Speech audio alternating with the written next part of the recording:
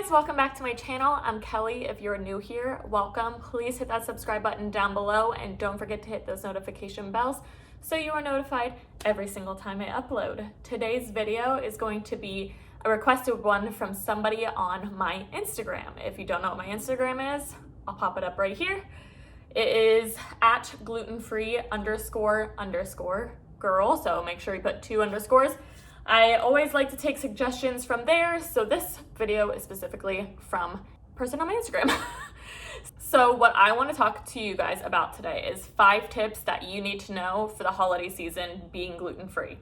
So we're just gonna jump right into this. I have been gluten-free for 8 years now. I have celiac disease, so that is something that I take into account every single day, everywhere I go, what I'm eating, what other people are having at their houses, so on and so forth. Tip number 1 is make sure that you ask ahead of time what the menu is gonna be. If you're going to somebody's house for holidays, say I'm going to my sister's house and I have to ask her, what is the menu for Christmas morning? So that way I know ahead of time what there is gonna be there to eat.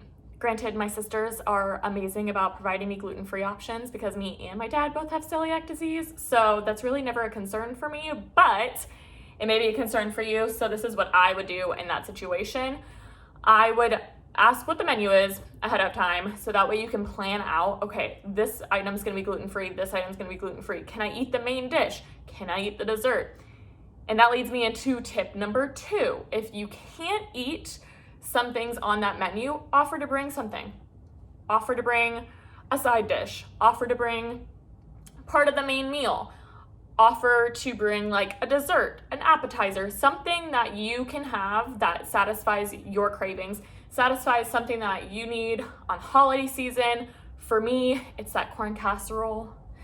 My family makes this corn casserole, which is like cornbread on steroids, and it's so stinking good.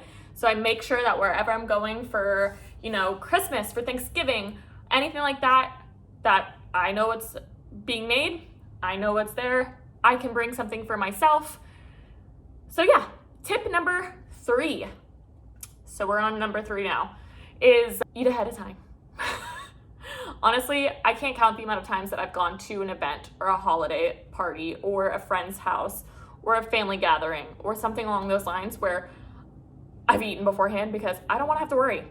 I want to make sure that I have eaten because I can get a little angry. So I make sure I eat ahead of time. So yeah, I make sure that I am full, that I am satisfied, because if I am going somewhere and I know I'm going to be there for an extended amount of time, 4 hours, 5 hours, 2 hours even, I want to make sure that I'm full. I want to make sure I'm fed. I want to eat. So that's something that is very important to me. So I eat ahead of time. And that's just what I do. Most of the time, like I said, I'm very lucky in my situation at family gatherings. I usually have something for me.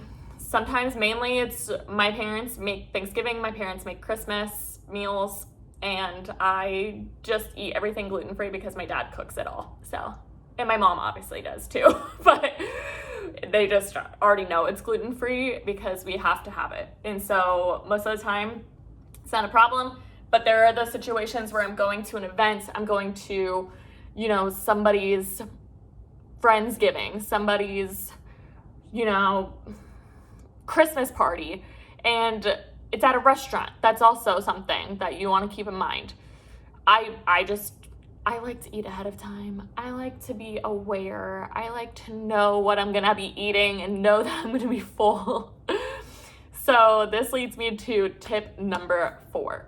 Tip number 4 is offer to host yourself.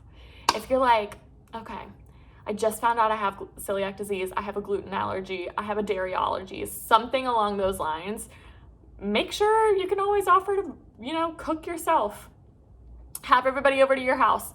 I'm having everybody as in a few friends over for Friendsgiving this year. We're not going home to Florida for Thanksgiving because it's very expensive this time of year, so we decided to stay home. And I offered to do Friendsgiving because I know that everything will be gluten-free. I also love to cook. Hello, are you new to this channel? If you are, subscribe because I cook all the time.